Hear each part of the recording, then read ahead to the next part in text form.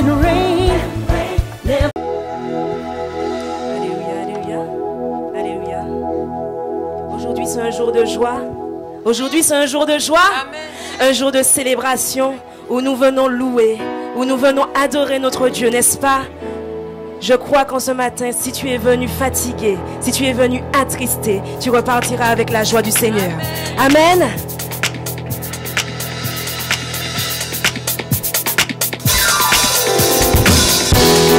Nous avons aimé ensemble. Nous sommes venus élever le nom de notre Dieu.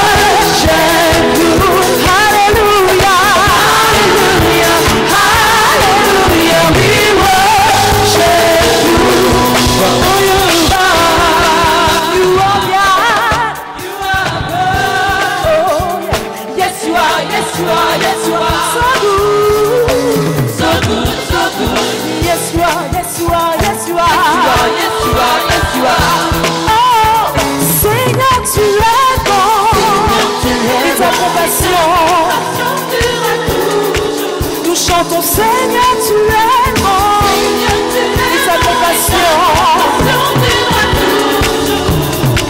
sous les peuples de toutes les nations, générations. Nous t'adorons, nous t'adorons. Alléluia, alléluia, nous t'adorons. Où tu es.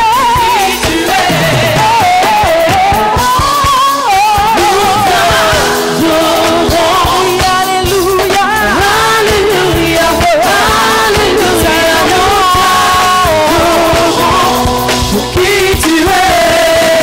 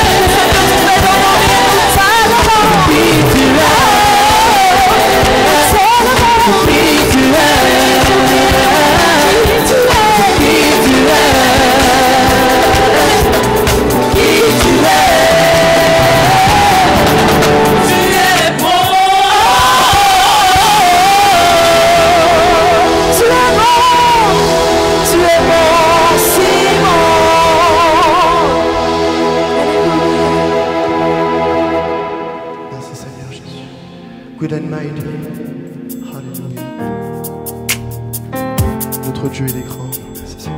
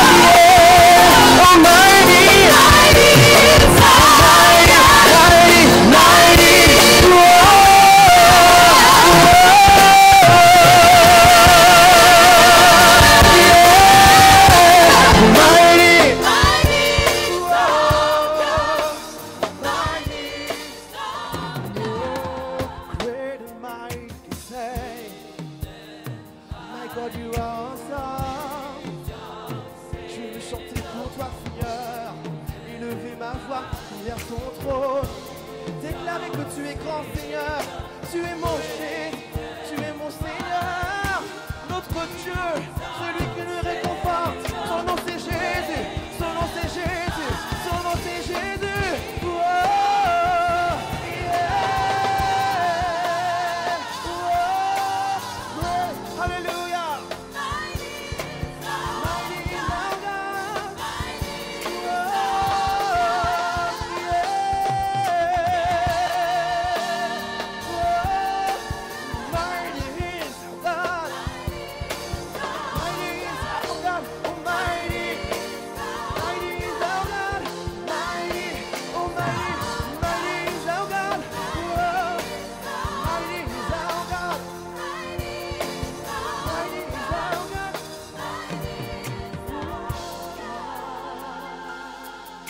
Great and mighty is our God.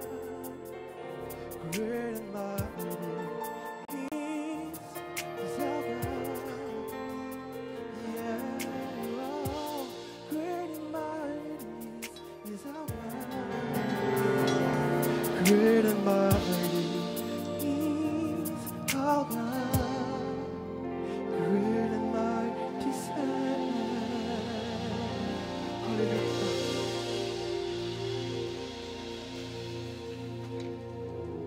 Alléluia, notre Dieu est puissant, merveilleux, élevé au-dessus de tout. Alléluia. Nous allons encore le chanter, il est puissant, il est merveilleux pour nos vies.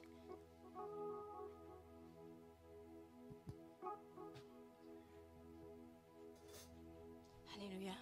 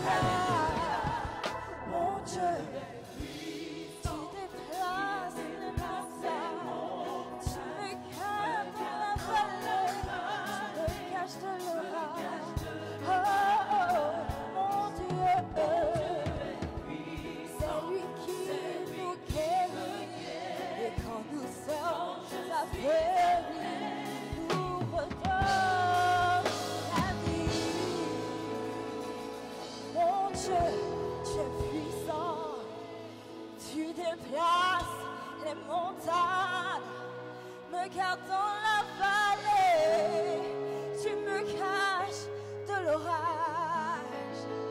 Et quand le diable veut m'attaquer, tu es puissant au-dessus de tout, parce qu'il a déjà échoué, et tu me donnes la vie. Oh Jésus, tu t'es levé.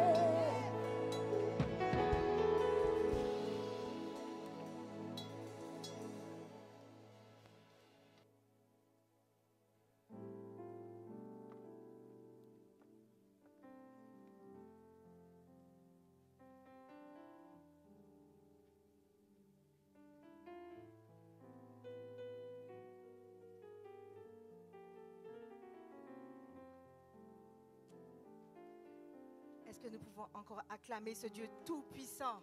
Il a installé sa présence au milieu de nous.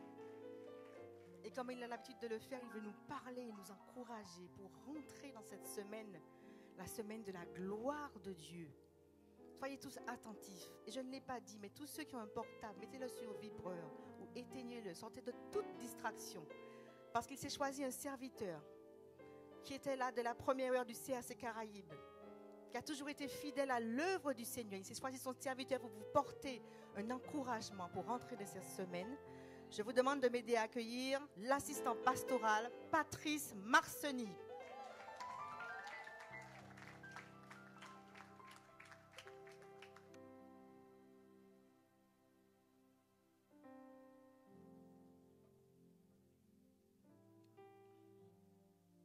Bonjour à tous. Soyez les bienvenus à la maison du Seigneur. On va se lever, on va remercier le Seigneur pour ce qu'il est là, pour ce qu'il est. La Bible déclare que là où 2 ou 3 sont assemblés en son nom, il est au milieu. Réalise qu'il est là et qu'il est présent. Père, au nom de Jésus-Christ, ton Fils, je te remercie pour ta présence dans ce lieu. Merci, Seigneur, pour tes anges qui campent autour de ce lieu. Merci, Seigneur, parce que tu nous fais ressentir ta présence et ton amour, Seigneur. Ta sainteté, Seigneur. Et je proclame que dans ce lieu, que ce lieu soit une montagne sainte. Oui, la sainteté de l'Éternel soit dans ce lieu. Oui, Seigneur, que tu nous environnes, Seigneur, de ta gloire, Seigneur. Qu'une nuée de gloire soit dans ce lieu. Qu'une nuée de gloire soit autour de ce lieu. Oui, sous la toiture, Seigneur. Oui, partout, Seigneur. Dans nos maisons. Oui, et que toute la gloire te revienne. Dans le nom de Jésus-Christ, ton Fils. Et que tout le monde dit Amen.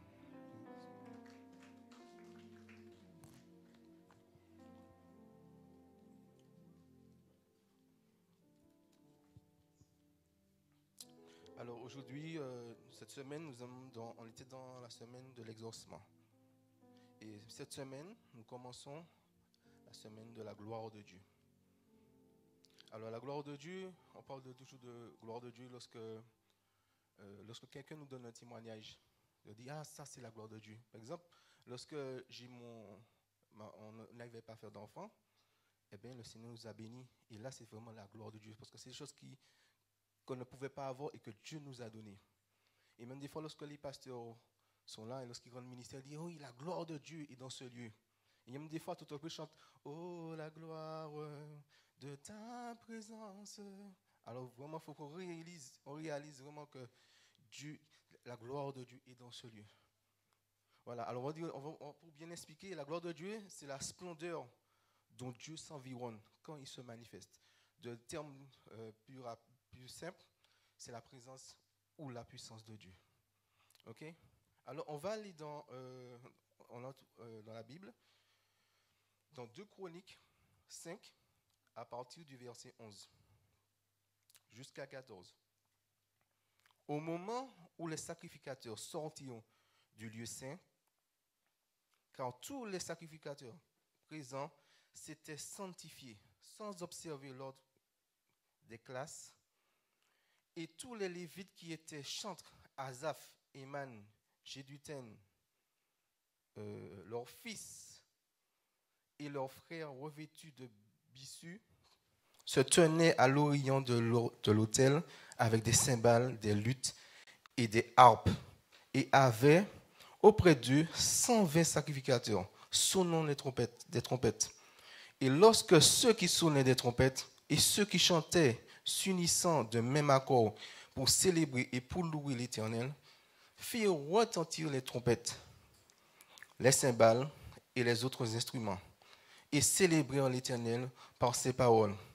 Car il est bon, car sa miséricorde durera toujours. En ce moment, la maison de l'Éternel fut remplie d'une nuit.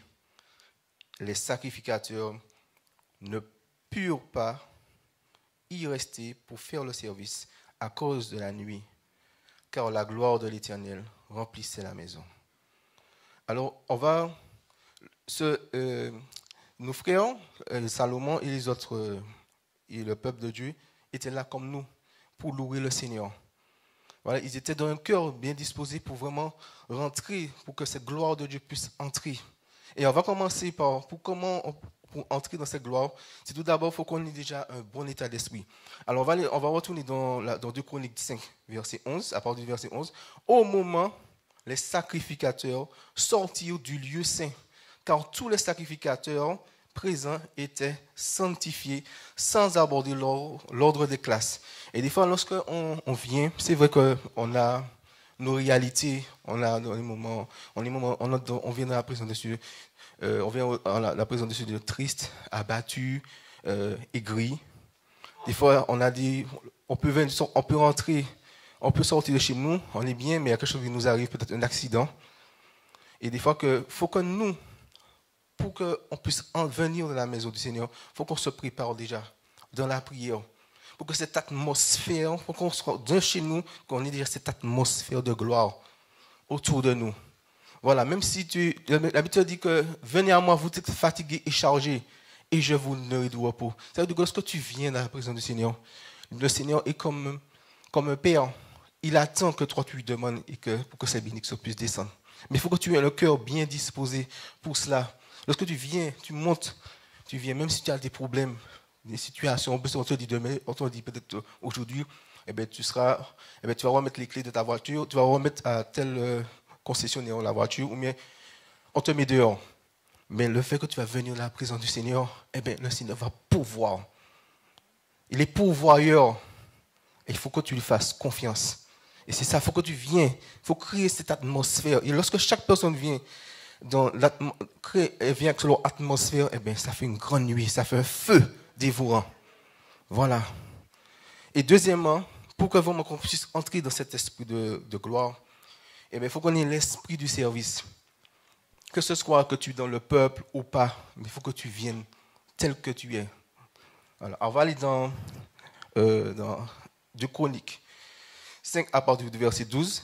Et tous les Lévites qui étaient chantres, Asaph, Éman, Jéduthun, leurs fils et leurs frères revêtus de byssus se tenaient à l'orient de l'autel avec des cymbales, des luttes et des harpes, et avaient auprès d'eux 120 sacrificateurs sonnant des trompettes.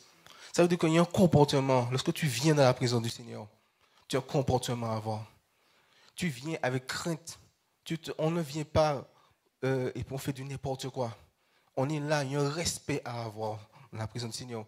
On vient déjà à l'heure. Lorsque le pasteur Benny Hinn, il était beaucoup pasteur, comment ça s'appelle encore, Catherine Kuhlman, il venait plus d'une heure en avance parce qu'il voulait avoir une place. Il y a une certaine heure, les portes étaient fermées, mais il voulait venir recevoir du Seigneur. Lorsque tu viens dans la présence du Seigneur, il y a un respect. Lorsque tu viens pour chanter, pour louer, pour faire ton service, il faut y avoir un comportement à avoir. Il faut que tu craignes le Seigneur, même dans tes pensées, dans ton subconscient, dans ta conscience.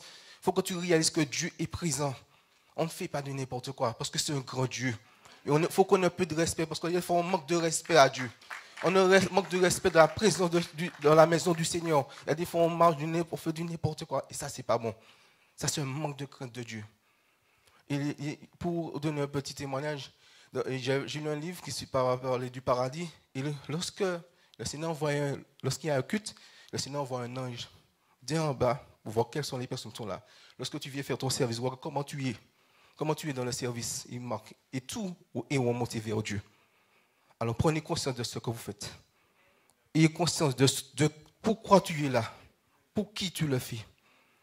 Voilà. Troisièmement, pour qu'on ait cette gloire de Dieu sur nous, eh bien, il faut qu'on soit dans l'unité.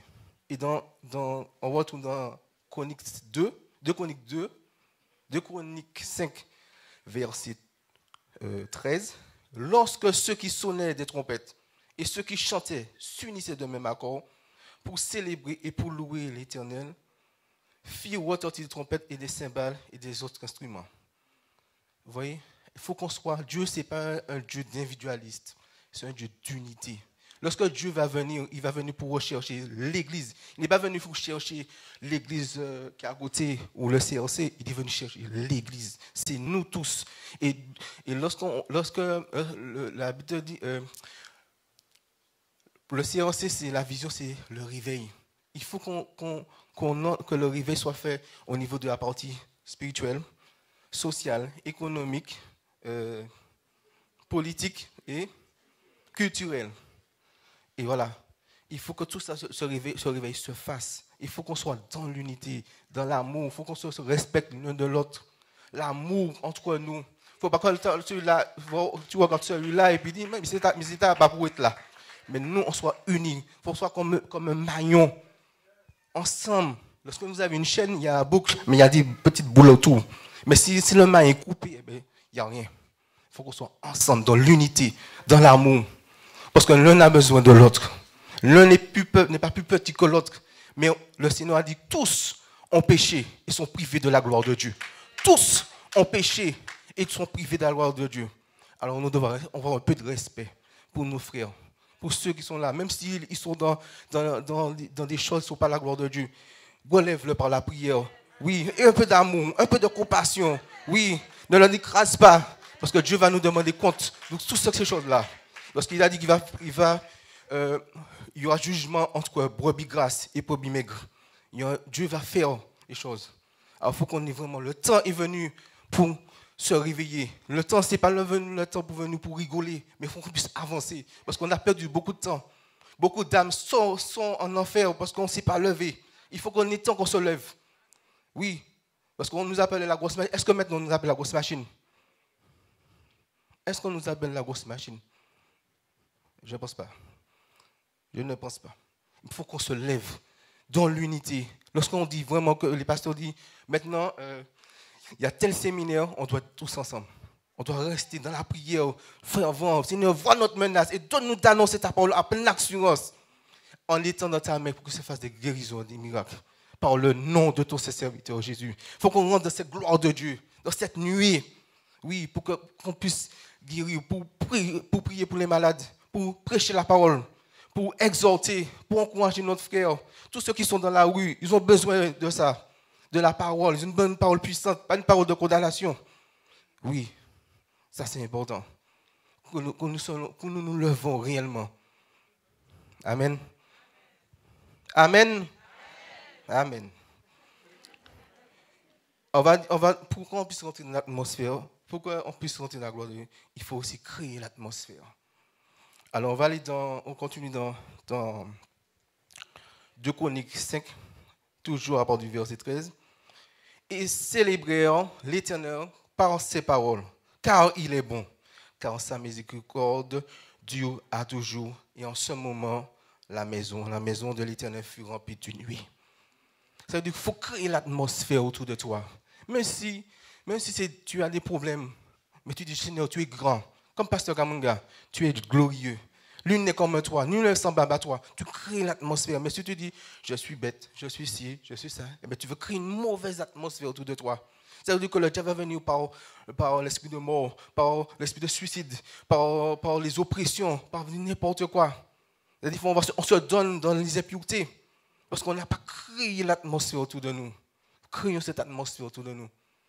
Oui, créons cette atmosphère autour de nous. Et regardons-nous comme des gens saints. Saints. Il ne faut pas que nos yeux regardent trop de choses qui n'est pas à la gloire de Dieu. Le Seigneur nous regarde saints. Pourquoi nous on regarde notre frère d'une manière sainte, impure? Et ça, ce n'est pas bon.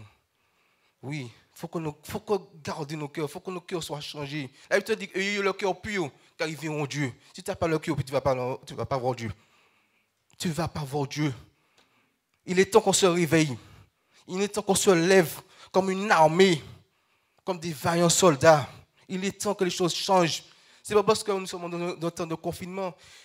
Les apôtres, ils étaient dans des persécutions. Mais ce n'est pas pour autant qu'ils n'ont pas annoncé la parole. Nous, on est dans un temps de confinement, mais il y a des fois que c'est le confinement qui nous oppresse. Et normalement, on devrait oppresser le confinement. Vous comprenez? On doit annoncer la parole. Il ne faut pas que cela nous freine pour évangéliser. Parce que eux, ceux qui n'ont pas la connaissance, ils sont dans la souffrance. C'est vrai qu'on a nos problèmes, mais eux, ils ont besoin d'entendre une parole vivante. Et nous sommes ce bâton sur qui ils doivent s'appuyer. Un bâton puissant sur qui ils doivent s'appuyer. Alors regardez-vous d'un bon œil. Et dites, prophétisez sur votre vie. Dites, je suis la tête et non la queue. Je suis en haut et non en bas. Je suis devant et non derrière. Tout ce que je touche, je suis une bénédiction. Amen. Et maintenant, pour que vraiment la gloire de Dieu, il faut qu'on laisse l'Esprit de Dieu nous remplir la maison. Un exemple, si lorsque j'ai fini mon exhortation, et il y a toute prise dans l'adoration, eh bien, l'évangéliste, des fois, si la gloire de Dieu est puissante, eh bien, on sera spectateur des choses. C'est-à-dire que l'évangéliste va être là, mais il ne pourra rien faire parce que c'est l'esprit qui prend tout le contrôle. Mais il faut qu'on rentre dans cette dimension de gloire. Il faut qu'on rentre dans cet esprit dans la dimension de gloire. Et je vous raconte un petit témoignage.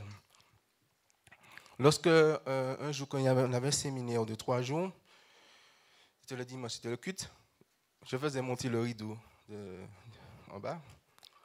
Et puis, je prends la clé, je mets dans la serrure de la première porte. Je dis à ma mère,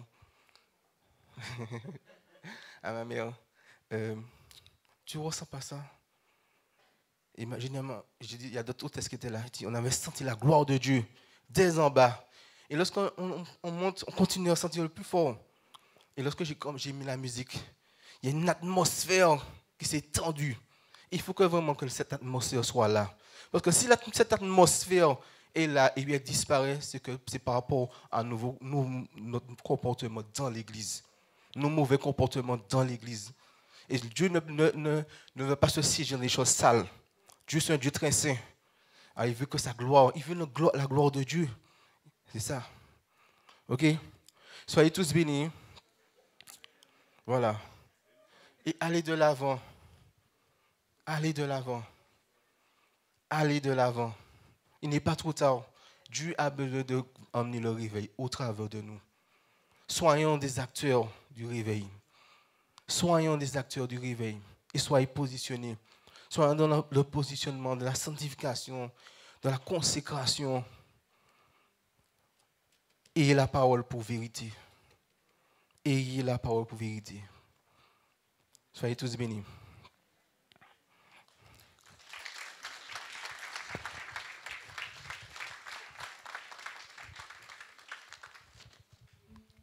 On va se lever.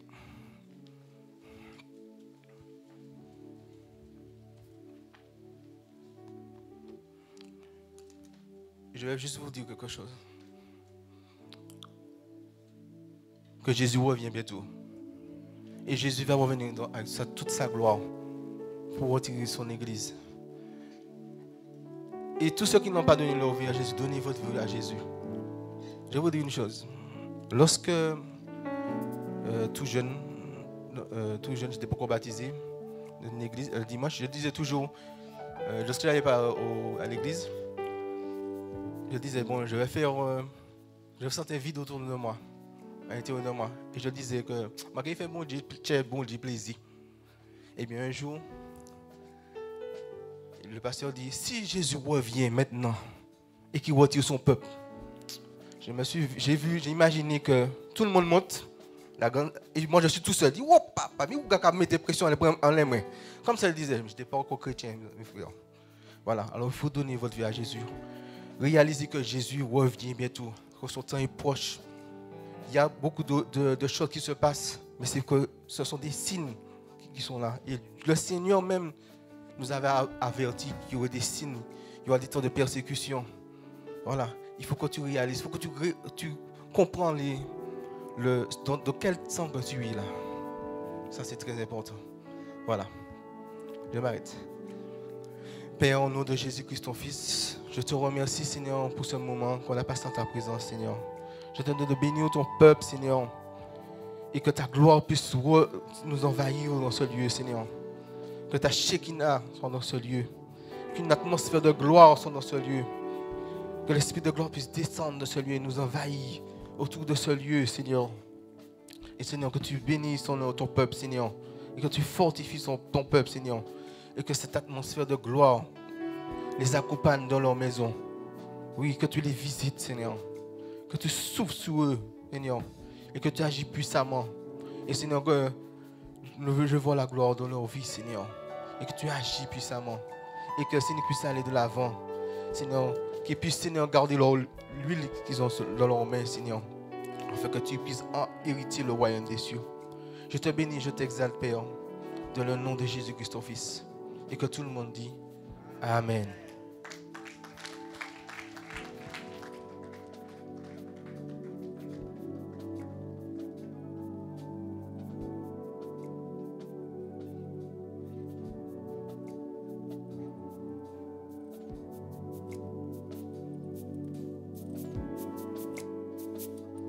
Alléluia.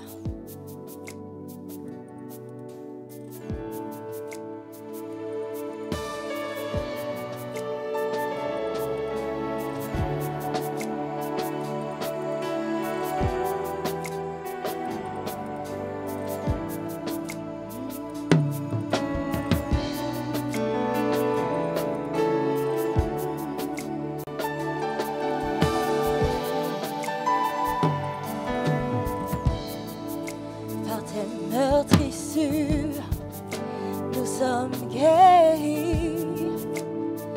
Ta mort nous a rendus libres. Ton sang nous a lavés. Oui, nous avons la victoire. Par tes meurtrissures, nous sommes guéris. Ta mort nous a rendus libres. Ton sang nous a lavés. Oui, nous avons la victoire. La puissance du péché est brisée. Jésus a gagné.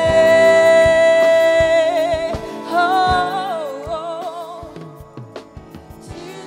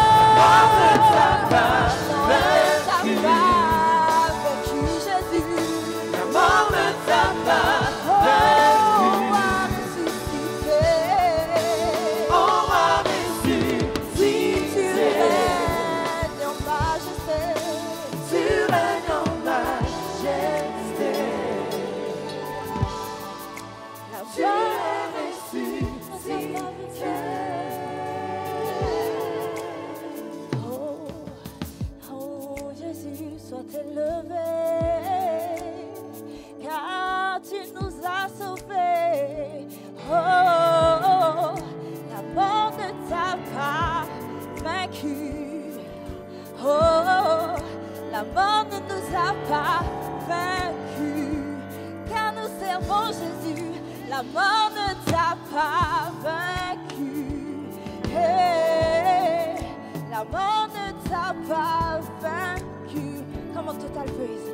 mort ne t'a pas vaincu.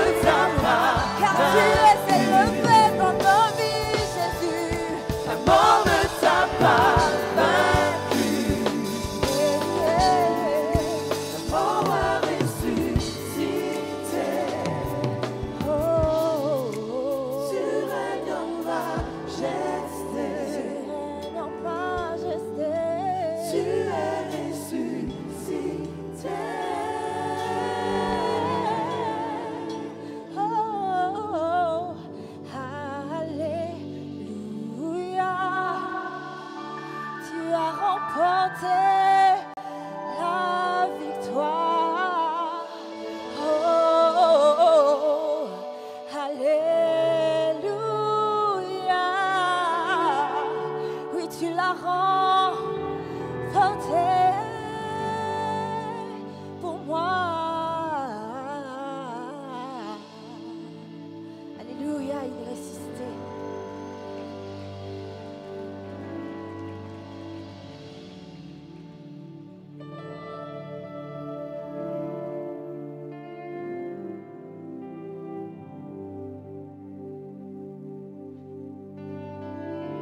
Alléluia. Nous voulons nous abandonner complètement au Seigneur parce que tout nous vient de lui.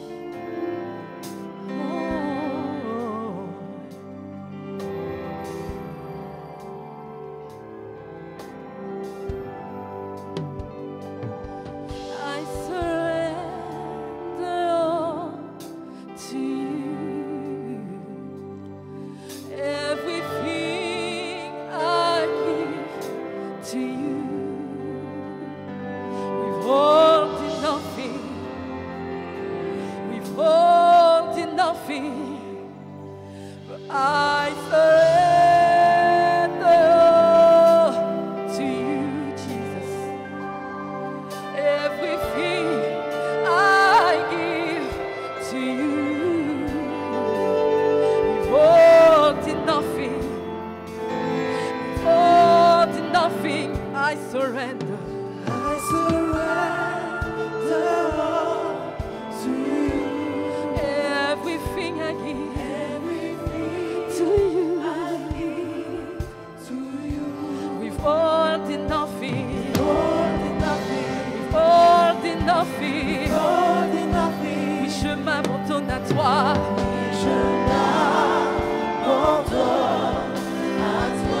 Me voici, Seigneur, je suis à toi. Prends tout, Seigneur, prends tout, Seigneur, prends tout, Seigneur, prends tout, Seigneur, prends tout, Seigneur, prends tout, Seigneur, je m'abandonne à toi. Voici, Seigneur, je suis à toi.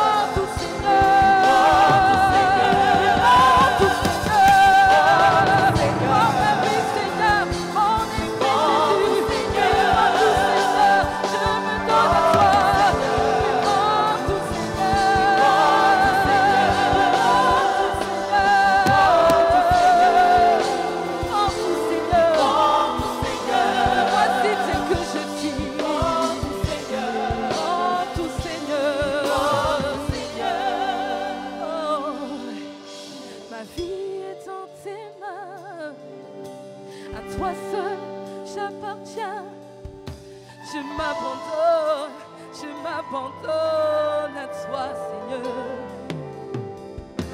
Ma vie est dans tes mains, à toi seul j'appartiens. Oh, je m'abandonne à toi. Ma vie est dans tes mains, ma vie est dans tes mains, à toi seul j'appartiens. Je m'abandonne, je m'abandonne à toi. Dis-le ce matin, ma vie est entre tes mains. À toi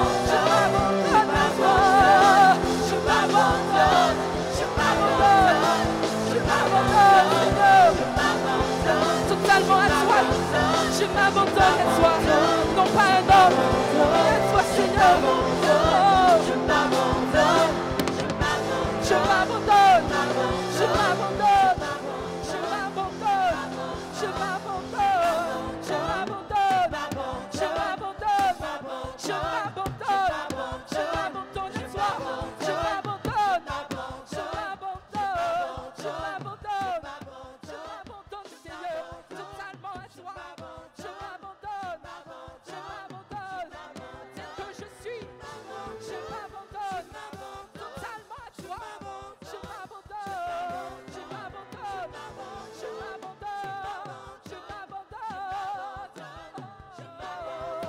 je m'abandonne, je m'abandonne, je m'abandonne,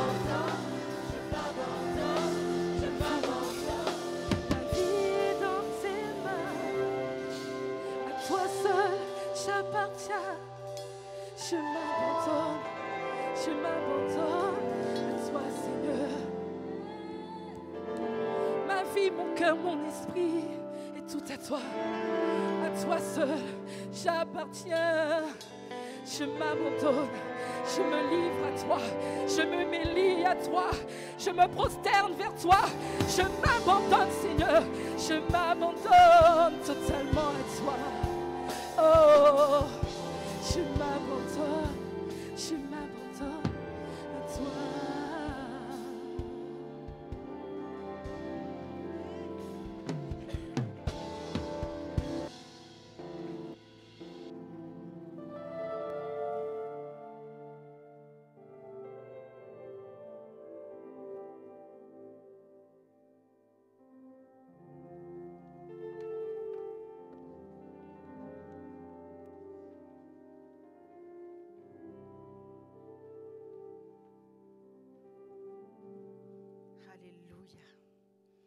Acclamer la présence du Seigneur qui est tangible dans ce lieu. L'atmosphère a changé. Amen, amen, amen, alléluia. Et nous nous abandonnons complètement dans les mains de celui qui peut tout pleinement pour la vie de chacun d'entre nous. Quelle grâce de connaître ce Dieu vivant et vrai. Quelle grâce de connaître ce Dieu très haut, élevé dans les lieux très hauts, qui est au-dessus de toutes choses, qui contrôle toutes choses, qui permet toutes choses, à qui toutes choses sont assujetties, y compris nos vies, parce que nous nous sommes abandonnés entre ses mains. Est-ce que je peux entendre les acclamations d'un peuple qui s'abandonne complètement entre les mains du roi des rois et du Seigneur des seigneurs? Et ce matin, parce que nous nous abandonnons entre ses mains, il veut nous parler, il veut nous ensemencer, il veut nous conduire pour porter sa gloire, pour porter encore plus sa gloire. Et il a préparé une parole puissante. Il s'est choisi son serviteur, un vase d'honneur qui se met à part et qui porte sa gloire jour après jour. Partout où il passe, il porte la gloire de Dieu. Même dans les lieux où nous ne pouvons pas aller, où nous ne voulons pas aller, lui, il va porter la gloire dans les ténèbres. Là où personne ne veut aller, lui, il va porter cette gloire. Il fait reculer des ténèbres dans des lieux très improbables. Mais je compte sur lui pour vous en parler. Et ce matin, l'Éternel, le Dieu Tout-Puissant, s'est choisi son instrument oint, son instrument puissant, rempli de sa gloire. Aidez-moi à accueillir en ce matin l'évangéliste Miguel Alcan.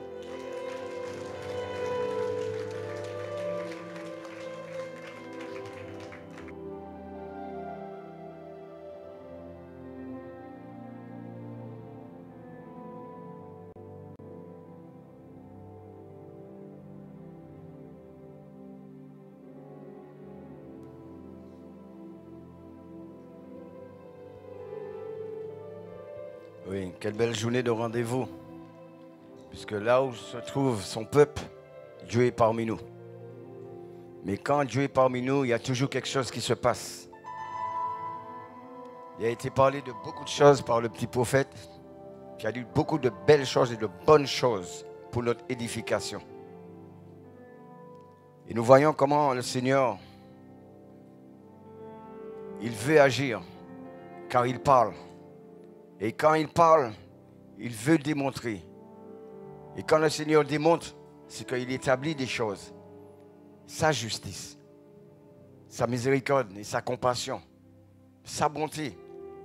Dieu veut pouvoir pour chacun de nous, qu'importe nos situations, nos difficultés, notre condition de vie, Dieu est au-dessus de toutes ces choses. Mais il dit, par mes meurtrissures, vous êtes guéris. Donc il s'agit de aujourd'hui, quel est l'état d'esprit, avec quel état d'esprit que tu vas saisir ta bénédiction.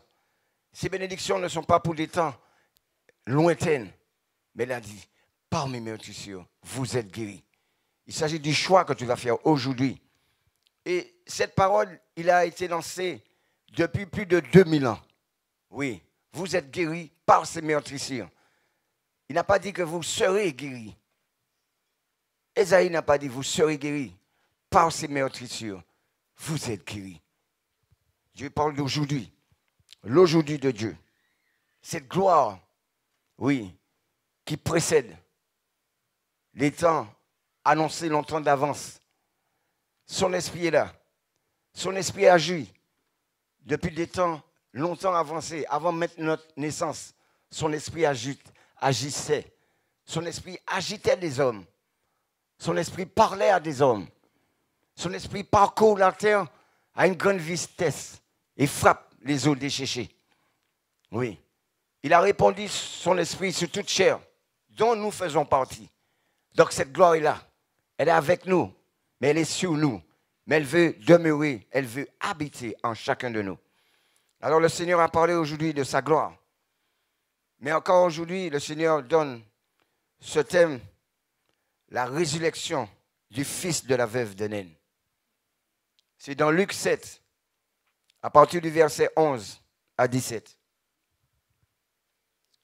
La parole nous dit, le jour suivant, Jésus alla dans une ville appelée Naïn. Ses disciples et une grande foule faisaient route avec lui. Donc nous voyons que le Seigneur était accompagné de ses instruments, ses disciples. Et il y avait ceux qui n'étaient pas ses disciples, qui étaient une foule. Et la parole nous dit, lorsqu'il fut près de la porte de la ville, donc le Seigneur entrait dans une ville. Voici emportait en terre un mort, fils unique de sa mère, qui était veuve. De plus, elle était veuve. Et son fils unique était mort. C'est une calamité, c'est une grande détresse, mais c'est aussi une grande souffrance. C'est beaucoup de pertes qui se succèdent les uns derrière les autres. Et il y avait avec cette femme beaucoup de gens de la ville. Le Seigneur l'ayant vue, fut ému de compassion pour elle et lui dit, ne pleure pas. On peut se poser beaucoup de questions. L'enfant est mort. Le Seigneur arrive. Ne pleure pas. Il rassure. Il vient avec une parole prophétique, puisqu'il s'agit de mort. Mais n'oublions pas que notre Seigneur est l'esprit de la prophétie. Toujours une parole pour déclarer sous les eaux desséchées. Parce qu'il est le maître de la vie. Il est le chemin de la relèvement, de la restauration. Pour toute âme desséchée, pour toute âme désossée, pour toute âme, oui, éclatée, dispersée. Alors il dit, il s'approche et touche le cercueil. Ceux qui le portaient s'arrêtèrent. Beaucoup étaient dans l'étonnement. Mais quelle est son intention là? Mais qui est cet homme? Mais qu'est-ce qu'il veut faire? L'incompréhension est là. Beaucoup de personnes regardent avec un regard suspect ceux qui ne le connaissent pas. Certains sont prêts peut-être à raisonner ou bien à agir. De quel droit il se permet d'arrêter le cortège funèbre? Mais le Seigneur était en train de montrer des exemples à ses disciples. Où se tenir? À la porte de la ville. Mais en face de quoi? Un cortège funèbre. Oui, le cortège funèbre emmenait à aller un mort, un jeune, un enfant, un garçon. Mais le cortège du Seigneur venait Le Seigneur venait avec son cortège, avec ses disciples. Le Seigneur venait aussi avec sa compassion. Le Seigneur venait aussi avec le pouvoir qui a été donné. Le Seigneur venait aussi avec le mandat qu'il avait reçu. Le Seigneur venait aussi avec les paroles de vie qu'il avait reçues. En face, oui, de la souffrance. En face de cette captivité, là où se trouvait cette femme et cet enfant. Oui, le Seigneur nous enseigne là où nous devons nous trouver. Oui, dans cette ville, le Seigneur était là. Il avait des leaders avec lui qui marchaient avec lui. Les disciples, c'était des leaders. Donc, il était avec des leaders. Des hommes qui se sont levés pour sa cause. Des personnes qui ont décidé de se positionner, mais de s'engager contre un statu quo qui était là. La loi de l'esprit de mort et du péché qui frappe tout alentour de nous, dans nos familles. Et nous les voyons. Nous voyons tous ces eaux déchéchées. Nous voyons tous ces hommes, toutes ces femmes. Oui, là où ce cortège funèbre de la désolation les entraîne. Les cortèges funèbres de l'addiction les entraînent. Les cortèges funèbres, oui, de la malédiction, de la sorcellerie. Les cortèges funèbres de l'ivonnerie les entraînent. Les cortèges funèbres de personnes qui étaient là, sans berger. Nous les voyons tous. Beaucoup sont dans ce monde. Ils n'ont pas de berger. Beaucoup errent. Ils n'ont pas point de vue. Ils n'ont pas de ligne directive. Ils n'ont pas de feuille de route. Ils errent partout, dans tout ce que peut leur donner ce monde. Et ils se retrouvent captifs, desséchés, désossés. Le Seigneur parle. Là, il a été pour un but. Il a été pour atteindre un objectif. Il a été pour un plan. Il a été établir une justice. Oui, déterminée. Il était là. Il était prêt à confronter tous les regards de tout un chacun. Il ne faisait faire fi à ce qu'on va penser de lui. Mais il était quelqu'un de décidé. Il avait un désir intense en lui. Alléluia. Et il regarde, touche le cercueil. Il dit, jeune homme, je te le dis, lève-toi. La parole nous dit, et le mort s'assit et se mit à parler. Jésus le rendit à sa mère. Oui, quand Dieu vient dans ta vie, quand Dieu vient mettre le règne de son esprit en toi, qui veut dire sa gloire. La gloire de Dieu, c'est son esprit qui agit avec efficacité, mais avec puissance pour renverser le statu quo, pour renverser les autels qui ont été bâtis dans nos vies. Quand Jésus est venu dans nos vies, oui, nous aussi, il y avait un cortège funèbre qui nous amenait. Moi, le premier, devant vous, masturbation, cocaïne, de l'herbe, l'ivonnerie, vol. Ce cortège funèbre m'emmenait directement, oui, à la mort, à la séparation avec celui qui est la vie. Donc, une vie de damnation. Un vol direct pour l'enfer. Chacun de nous, dans notre domaine, il y a un cortège funèbre qui veut nous amener loin de notre destinée.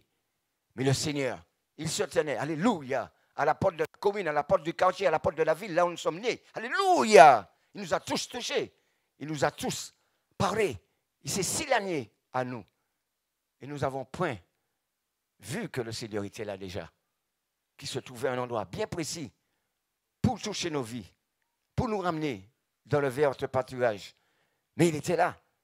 Et il dit, tous furent saisis de crainte et glorifiaient le Seigneur, disant, un grand prophète apparu parmi nous. Nous devons saisir le mot apparu. Christ est apparu pour détruire les œuvres du diable. Quand Dieu te touche, alléluia, cette transmission, oui, cette transmission génétique, spirituelle, divine, tu dois apparaître pour détruire les œuvres du diable dans la vie de ceux que les cortèges funèbres entraînent, dans la désolation, dans les terres arides. C'est ta mission. Nous sommes le centre du réveil chrétien.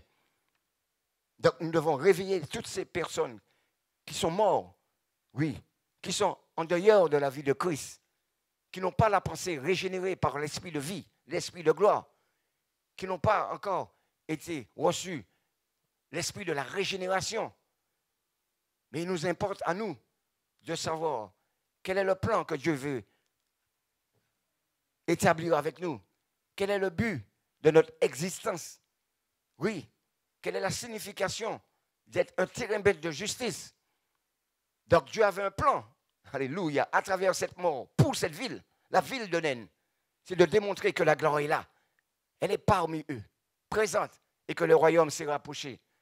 Mais toi aussi, dans la ville là où tu es, oui, dans le quartier, dans la commune là où tu es, Dieu veut apparaître, mais c'est à travers ta vie qu'il veut opérer, afin que tu sois cette source de bénédiction pour tous ces enfants uniques de leur mère, de leur père. Beaucoup de femmes sont en désolation dans notre génération, dans les nations, dans la Caraïbe, dans nos villes. Beaucoup de parents sont dans la souffrance, dans l'incompréhension de ceux qui arrivent à leurs enfants. Oui, certains s'immolent par le feu, d'autres se suicident. Les couples explosent. Nous voyons qu'il y a un cortège funèbre qui travaille. Et ce cortège funèbre veut travailler dans nos vies. Mais Dieu a mandaté l'Église. Dieu t'a établi. Il y a un pouvoir pour toi. Il faut de la force pour ne pas te laisser piller. Parce que l'œuvre du diable, c'est de voler ta paix, de voler ton mariage, c'est de voler ta santé, de voler ton domaine professionnel, c'est de voler ton argent, de voler ta fille, ton mari, ta femme. L'œuvre de la destruction est là. Ce cortège funèbre est là. Il est en face de toi. Il vient vers toi. Oui, il te lance même un défi. Satan est là. Nous voyons la situation de la Martinique. Nous voyons toutes ces choses d'inégalité qui existent. Nous voyons dans certains pays l'inégalité des sexes. Oui, toute forme de choses qui existent. Des systèmes patriarcaux. Des femmes qui sont violentées, battues, méprisées, la vie des enfants exploitée. Nous voyons des choses terribles. Des fois, nous vivons des souffrances intenses, insupportables, inqualifiables. Oui, et ces émotions sont mises en valeur. Mais ces émotions intéressent le Seigneur. Et des moments où nous gardons la bouche fermée, nous n'osons même pas prier pour nous défendre, alors que l'ennemi charge nos frères, charge notre petite sœur. Oui, pour les inspirer, aller chercher des solutions vers les gars des affaires, les voyants, toutes ces personnes qui travaillent avec des esprits méchants. Le pillage est là. Nous voyons nos enfants qui apprennent à l'école. Ils connaissent la leçon à la maison, ils connaissent tout. Quand il arrive à l'élection, pouf, l'esprit d'oubli a tout pris.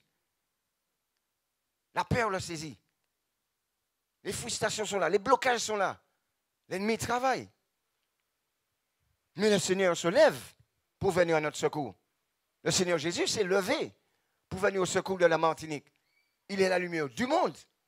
Donc ce n'est pas un seul endroit. Mais quand la pluie tombe, il veut faire tomber la pluie sur les bons comme sur les méchants. Parce qu'il ne veut pas que les méchants périssent, mais que tous parviennent à la repentance et soient sauvés. Mais Dieu agit toujours avec des instruments. Une femme, un homme. Mais il nous revient à nous de choisir qui nous devons et nous voulons être entre ses mains. Est-ce un leader? Est-ce un suiveur? Est-ce un semeur? Est-ce un moissonneur? Est-ce un engrangeur? Oui, le cortège funèbre était là. Mais Jésus a ramené à la vie. Donc il est apparu pour détruire les œuvres du diable. Donc nous savons tous que Jésus est la réponse à notre âme. Oui, il est la réponse, ce que notre âme recherchait. Quand nous étions sans le Seigneur, nous avons tous suivi des chemins différents, mais dans des choses pour essayer de combler le manque de sa présence. C'est le manque de sa gloire qui nous manquait, qui faisait nous avons été chercher des solutions dans des choses impures, infectes, des choses terribles, que certains parmi nous n'osent même pas dire. Oui, l'ennemi nous a amenés. Ce cortège funèbre nous a dominés. Il y a une oppression telle sur nous que nous ne pouvons ne pas aller dans des choses terribles. Oui. Donc Jésus est la paix dont notre vie a besoin. Mais nous n'avions pu le reconnaître le jour de sa visitation. Oui.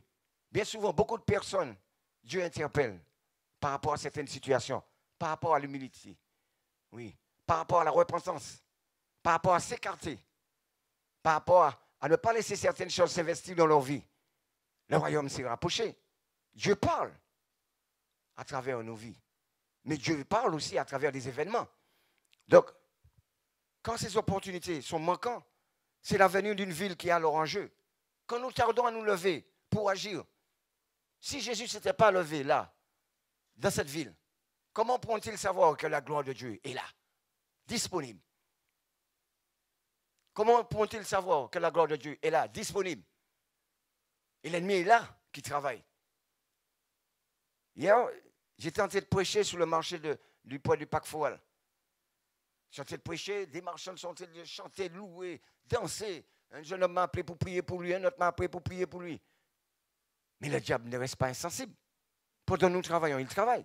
Une dame est sortie, je ne sais d'où. Alléluia, tu viens ici. Alléluia, quel alléluia? Quel alléluia de qui? Quel alléluia de qui? Je baisse le micro, je dis. Ah ouais, tu viens ici, ton alléluia de Jésus. Quel Jésus? Alléluia de Jésus. Elle a commencé à babiller. L'ennemi s'est manifesté à travers cette femme. Mais c'est une femme qui a besoin de délivrance. Elle a commencé à se fâcher. Oui, tu viens ici. Chaque samedi, tu viens ici. Jésus, Jésus, Jésus. Elle ne veut pas entendre parler de Jésus. Et toutes les autres femmes la raisonnent. Mais il parle de l'amour, il parle de la vie. C'est Jésus-Christ. Nous avons... Elle n'entend rien. Elle babille contre Jésus. Elle ne veut pas entendre Jésus. Même pas entendre d'Alléluia. Passait qu'elle passait. Mais le diable s'est manifesté. Il est en colère. Il sait, là où je me trouve, je suis apparu pour détruire les œuvres du diable. Alléluia. Donc, c'est un combat spirituel. C'est évident. Il sait qui tu es. Mais tu dois savoir qui il est. Mais tu dois reconnaître l'œuvre qu'il fait. Tu ne dois pas rester indifférent par rapport à cette œuvre. Il emmène des personnes captives. Et en tant que leader, chacun de nous envoyé dans les villes, là où Dieu a permis que nous habitions. Nous devons être conscients qu'il y a des moments prophétiques, des tournants décisifs dans la ville. Oui, il y a des tournants prophétiques décisifs dans la ville. Ce n'est pas en vain où Dieu appelle ici le centre du réveil chrétien. Mais ce n'est pas en vain que Dieu t'a placé dans une commune, dans un quartier, dans une ville. Parce que c'est un temps prophétique décisif pour cette ville. Parce que tu en as pas ajouté du royaume des cieux dans cette ville. Tu dois le savoir. Jésus était là, le médiateur. Mais il savait cette opportunité face à ce cortège, c'est tout l'avenir d'une famille qui est en jeu. C'est tout l'avenir d'une ville qui devait savoir qu'il y a un libérateur qui vit.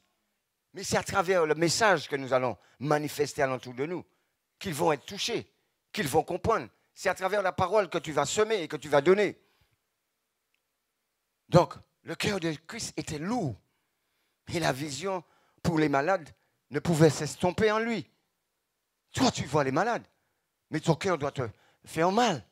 Puisque si Christ vit en toi, tu as les mêmes sentiments de Christ. Tu ne dois pas rester insensible. Il y a quelque chose à faire. Tu dois te positionner.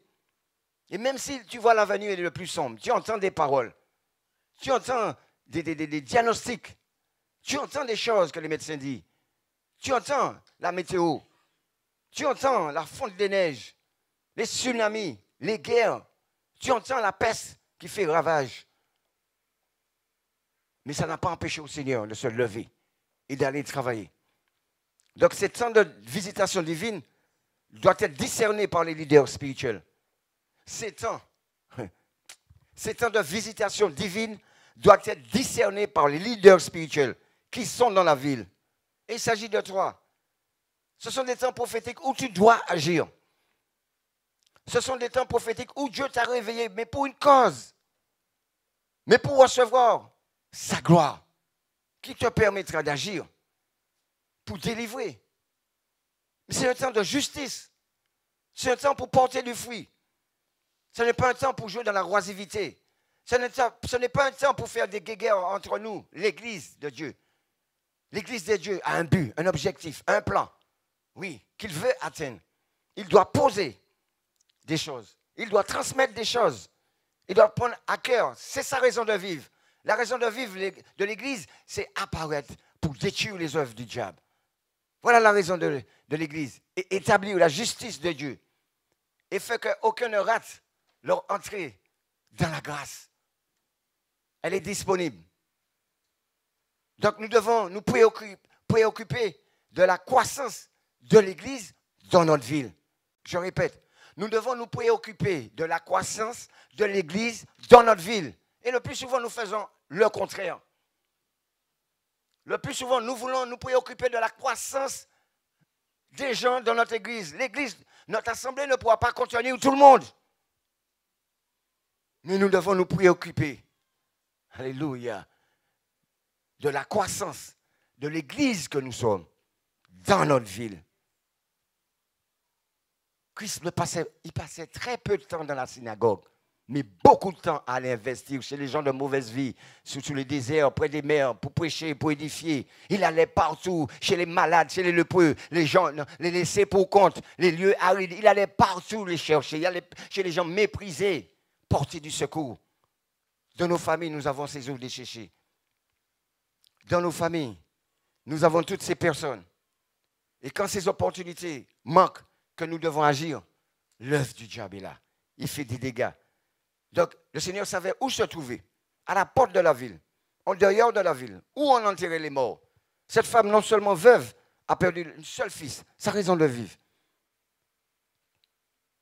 Elle voit tous ses espoirs envolés. Elle voit le potentiel de son fils envolé.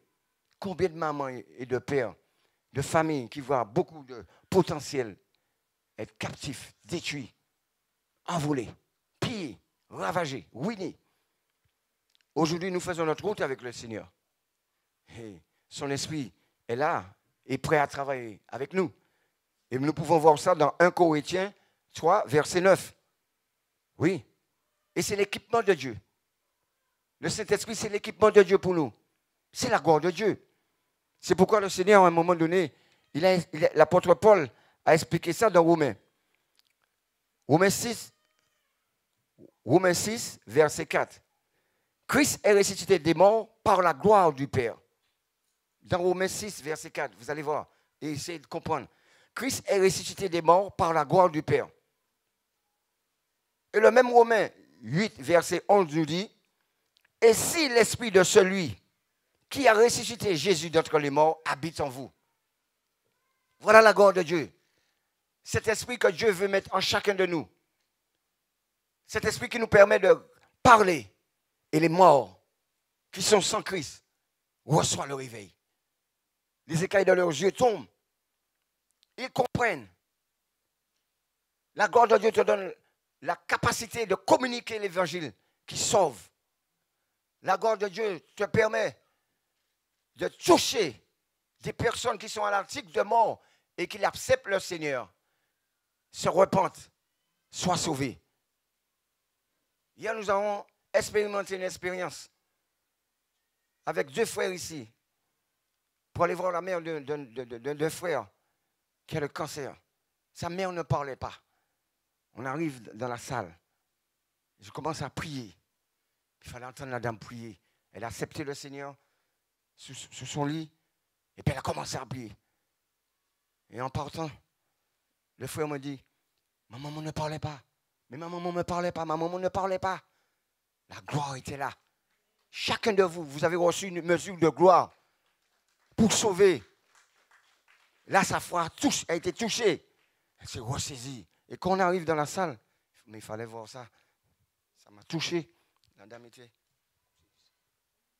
vraiment d'une manière affaissée, affaiblie. L'ennemi travaillait. Et lorsque nous sommes arrivés, je l'ai regardé, mon cœur a...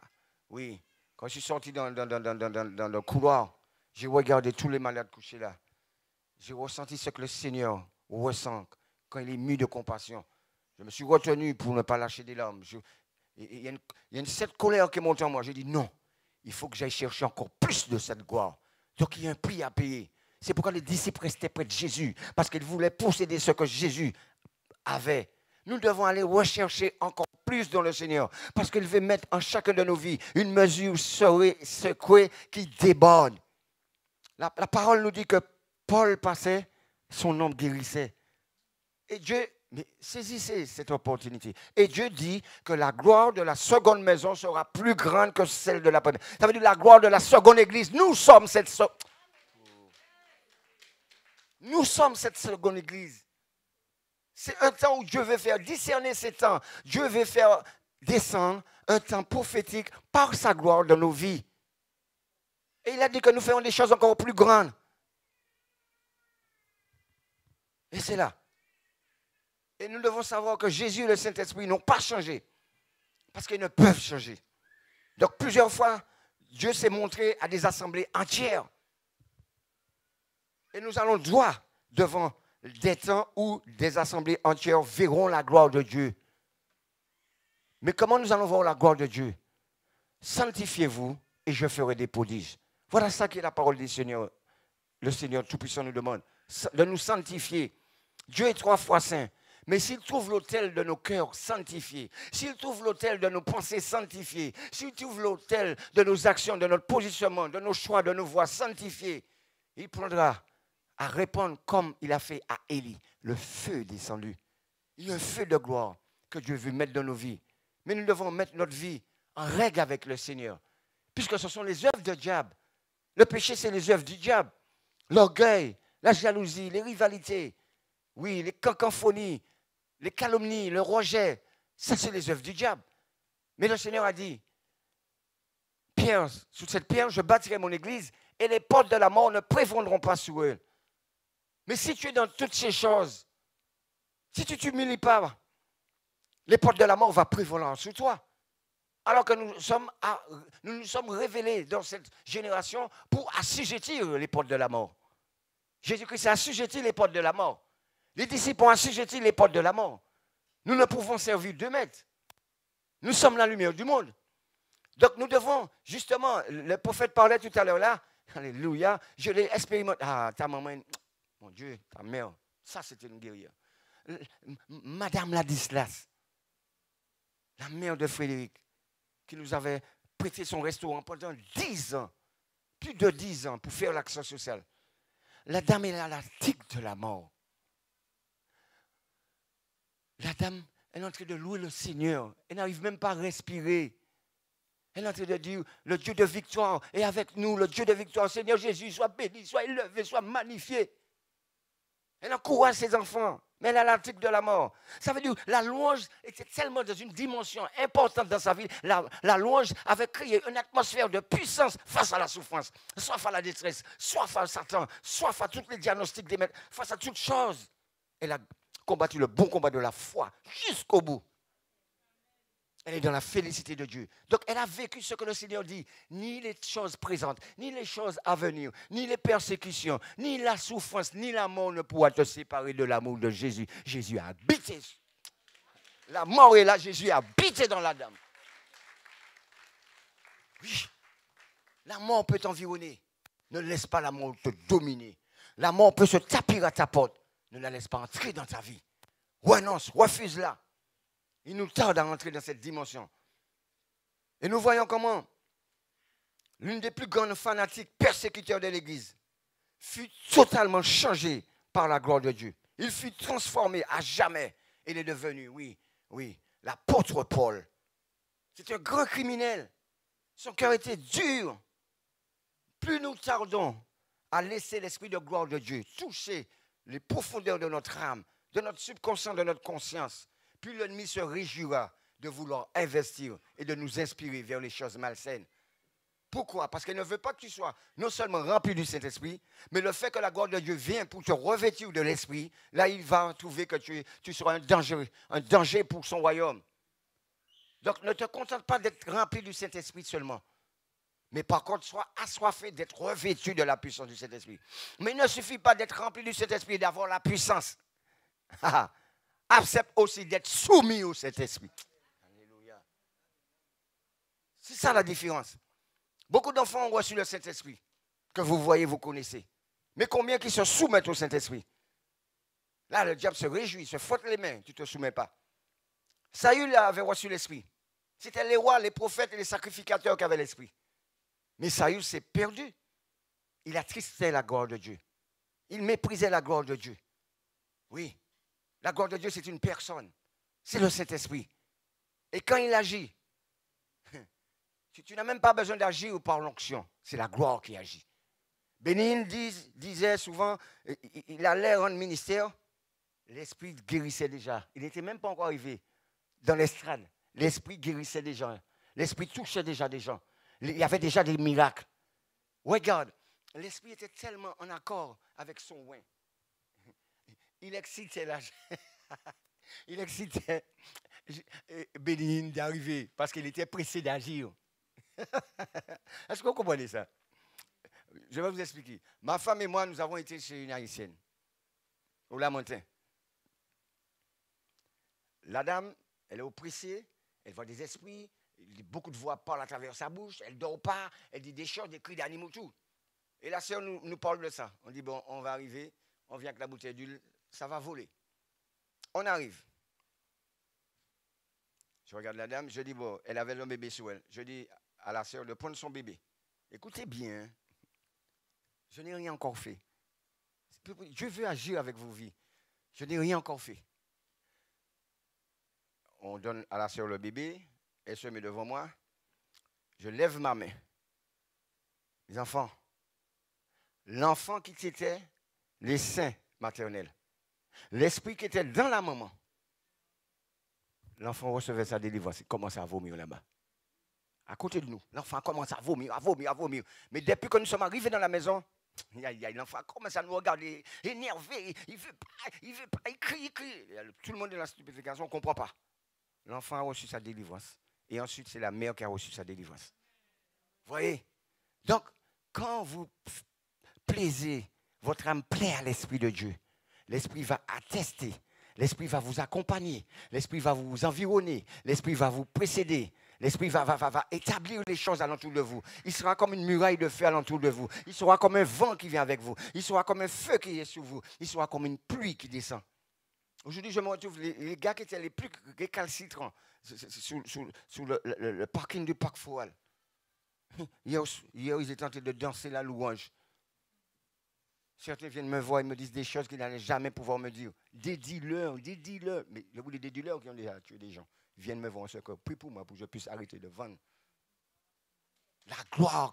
Quand vous allez avec la gloire, des moments, tu parles, la gloire travaille le cœur. Tu parles pendant la personne est couchée le soir, la gloire travaille parce que quand la gloire vient, c'est pour régner un endroit. Tout lieu où foulons la plante de ton pied t'appartiendra. Nous devons être conscients que quand nous allons opérer au nom de Jésus, nous n'allons pas n'importe qui, avec n'importe qui, mais nous n'allons pas n'importe comment. Nous devons nous sanctifier, nous consacrer. Dieu veut opérer, Dieu veut réaliser, Dieu veut exaucer, Dieu veut établir. Oui. Et nous devons tous, fais ça, maman, dis en rouge. En rouge, dis-moi. Nous devons connaître ce que Dieu est sur le point de faire et interpréter les événements mieux que les journalistes, que les reporters de télévision. Parce que nous connaissons le Créateur et nous savons que sa parole est véritable. Et que ce sont les prophéties qui s'accomplissent. Donc, nous ne devons pas être dans l'étonnement. Comme les journalistes, comme les reporters, nous avons été avertis. Donc, par contre, nous devons maintenant même savoir interpréter les choses qui se passent. Mais nous devons, à travers toutes ces choses qui se passent, nous devons nous exposer à la gloire de Dieu. Pourquoi? Parce que Dieu ne veut pas guérir nos corps seulement, mais Dieu veut guérir le cours de notre existence. Dieu ne veut pas guérir les corps de toutes ces personnes qui sont dans la vallée des ossements, mais il veut changer le cours de l'exaucement, de l'existence du moins, comme il a fait à l'apôtre Paul. Paul est un persécuteur. Oui, il respirait le sang.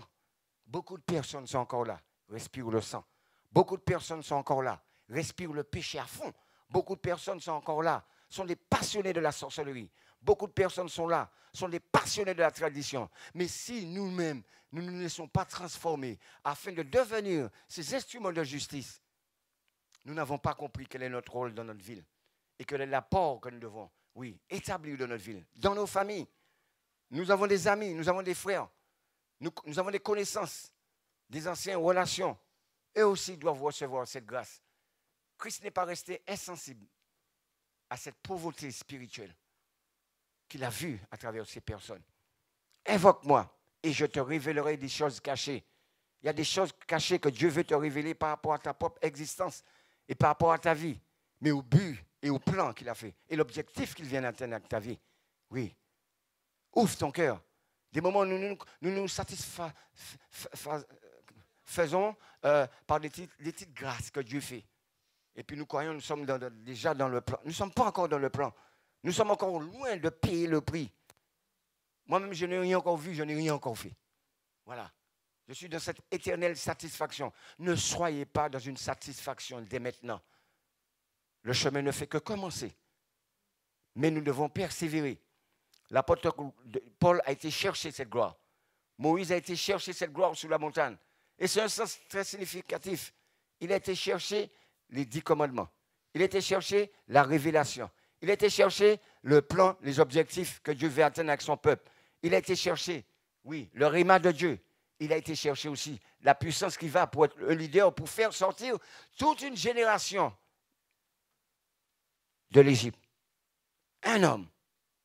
Dieu veut faire reposer sur ta vie une capacité qui n'a pas encore été donnée, mais qui ne sera pas donnée à tout un chacun. Il y a une part, un poids de gloire pour toi-même spécifique, parce que tu es quelqu'un de spécifique, mais tu es quelqu'un d'unique. Là où le diable voulait, toi, te prendre pour t'amener dans le cortège funèbre, Dieu veut te prendre pour te remplir du cortège de tout ce que son cortège détient. Les armes spirituelles, l'intercession, la prière, l'esprit prophétique, l'esprit d'enseignement, l'esprit de connaissance, la parole de sagesse, le don des esprits, le don de foi, le don de guérison, les prodiges, les signes et les miracles. Dieu veut te donner ce cortège, mais nous devons aller vers. Vous voyez, Dieu savait que le cortège funèbre venait. Mais lui savait que ce cortège, il y avait un plan pour ce jeune homme et pour sa femme, pour sa mère. Figurez-vous que quand ces personnes ont vu la gloire de Dieu toucher le jeune homme, il s'est repenti.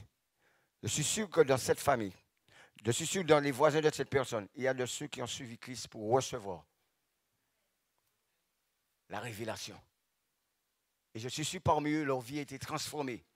Mais à leur tour, ils sont devenus des sources de bénédiction pour d'autres. Et les autres qu'ils ont touchés deviennent des sources de bénédiction pour d'autres. Et des sources de bénédiction pour d'autres. Et ça se transmet de génération en génération. Ça veut dire le petit fruit que tu sèmes dans cette génération touchera et témoignera de toi jusque dans l'éternité. Est-ce que vous comprenez? Tu touches 1 touche 2, 2 touche 6, 6 touche 10, parce qu'ils ont reçu l'Esprit. Donc, à leur tour, ils se mettent au travail. Ils ne peuvent ne pas faire ce que Dieu les a transmis. Tel est notre apport dans cette génération.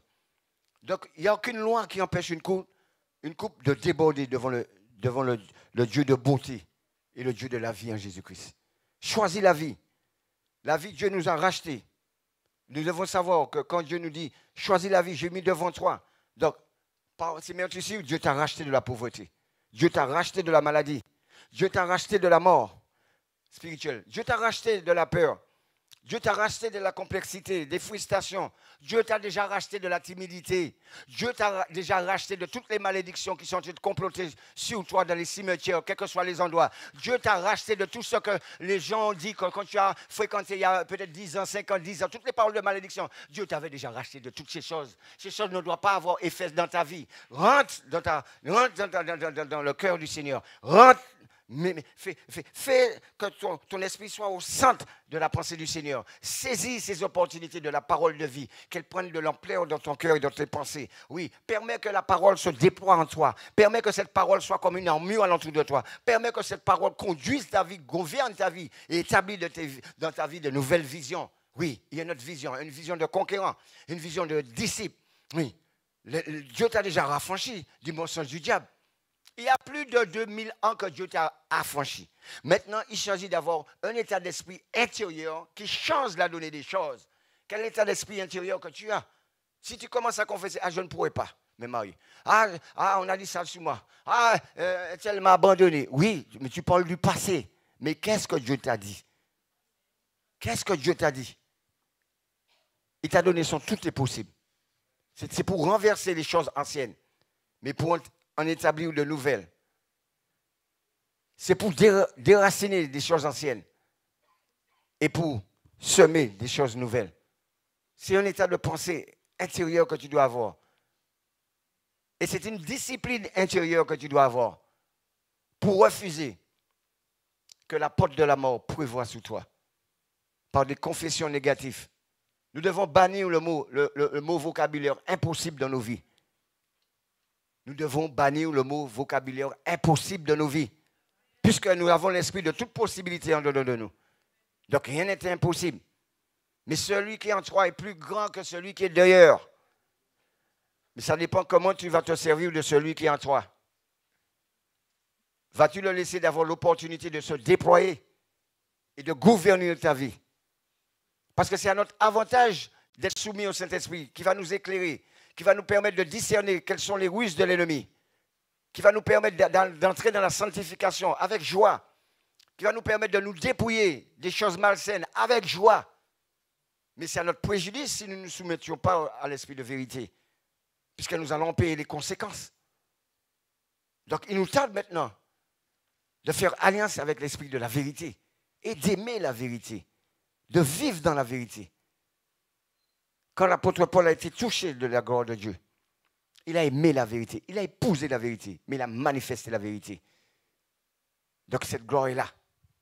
Elle est au milieu de nous. C'est comme un feu dévorant.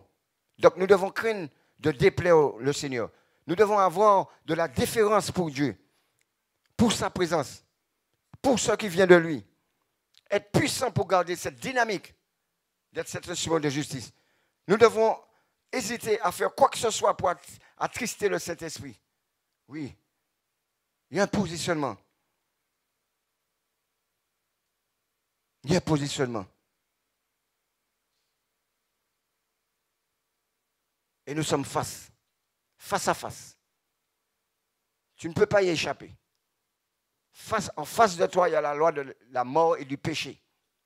Et toi, tu détiens la loi de l'esprit de vie en Christ. Et l'une d'entre elles doit céder. L'une d'entre elles doit céder. Tout va dépendre de ton état d'esprit. Est-ce que tu veux que l'ennemi puisse t'amener dans son cortège funèbre? Ou bien vas-tu prendre le pouvoir sur lui? Il faut de la force pour prendre le pouvoir. Il faut de la persévérance pour prendre le pouvoir. Il faut de la ténacité pour prendre le pouvoir. Il faut être constant dans l'effort pour prendre le pouvoir. Croire que tu ne vas jamais changer, c'est un défaut. Croire que tu ne vas jamais y arriver, c'est faire de Jésus un menteur. Il a dit tout est possible. Donc il est possible que tu puisses réaliser les plans de Dieu et les atteindre. Il est possible que tu deviennes cette source. Parce que lui-même, ton Seigneur, il a fait pousser des fleurs dans le désert de ta vie. Par les dons qu'il a mis en toi. Par l'appel qu'il fait reposer sur toi. Par les projets qu'il a déclarés sur ta vie. Par les décrets qu'il a fait sur ta vie. Oui. Il a dit qu'il remplit les forces de vivre. Là où tu étais asséché. Là où la force, là où tu allais boire dans le puits. Oui. Pollué, contaminé de ce monde. Dieu te fait maintenant boire à la bonne source. Donc il a envoyé des temps de rafraîchissement pour ta vie. Il a envoyé des temps de consolation pour ta vie. Donc continue à boire dans cette source. Mais si tu vas boire dans une autre source de ce monde, les idolâtries, les convoitises, les péchés et tout le cortège funèbre, tu seras contaminé et pire. Donc il y a un temps pour se lever et dire oui Seigneur, envoie-moi. Il y a un temps pour comprendre. Cette parole est bien dite. Quand ces opportunités sont manquantes dans notre génération, quand ces opportunités sont manquantes dans notre ville, c'est toute une génération qui va tout droit à la détresse, au pillage, à la destruction. Dieu avait suscité des prophètes, des évangélistes. Il avait suscité Daniel. Oui, il avait suscité Jérémie. Il avait suscité Daniel, Shadrach, Meshach, Abednego. Il avait suscité beaucoup qui se sont attachés, mais qui ont pris à cœur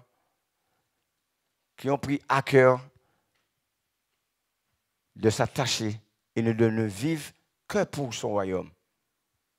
Ne vis plus pour toi, mais fais comme l'apôtre Paul qui a dit, pour moi, vivre c'est Christ. Amen.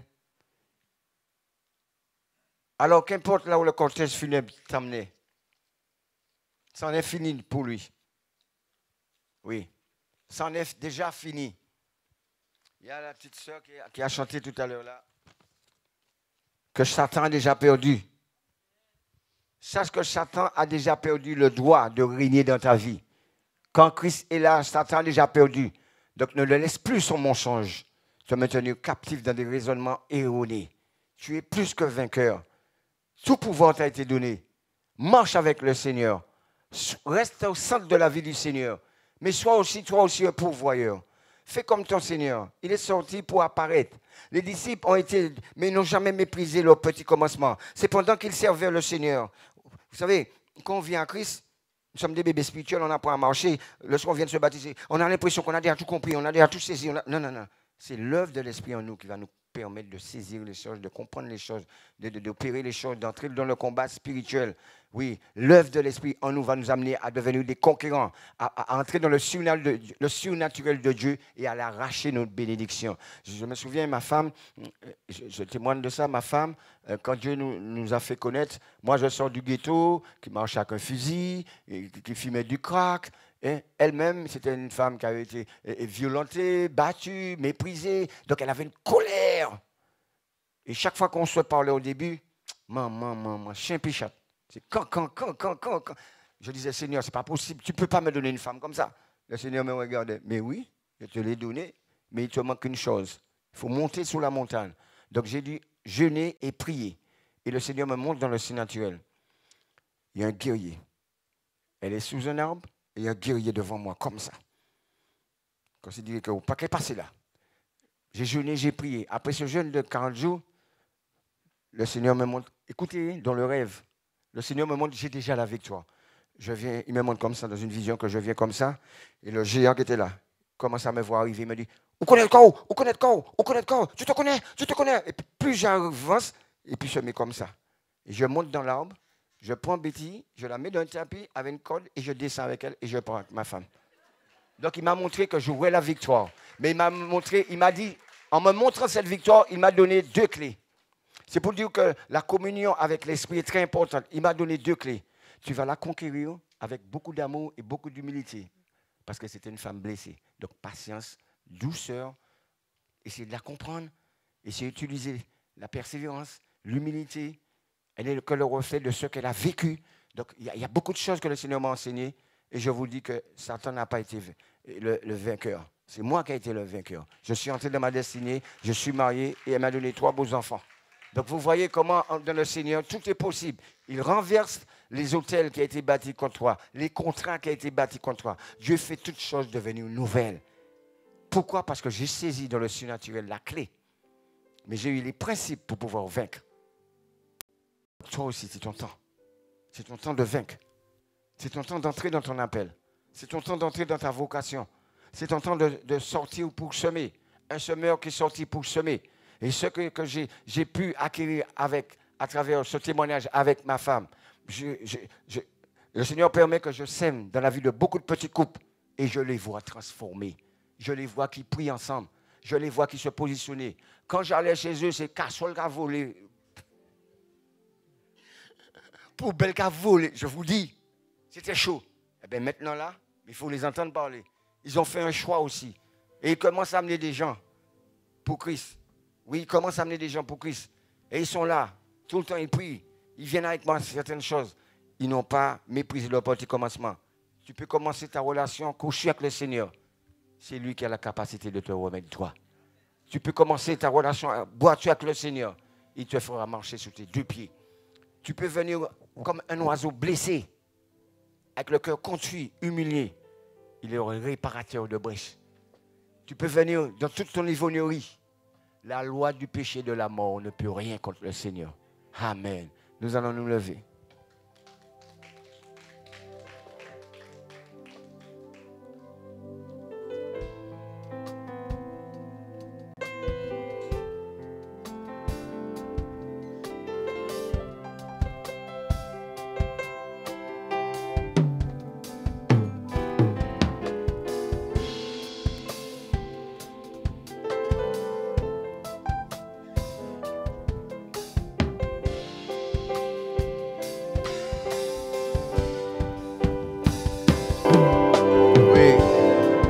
Le Seigneur veut faire pleuvoir cette gloire dans ton cœur, dans ton âme, dans ton corps. Parce que quand la gloire est là, il transforme.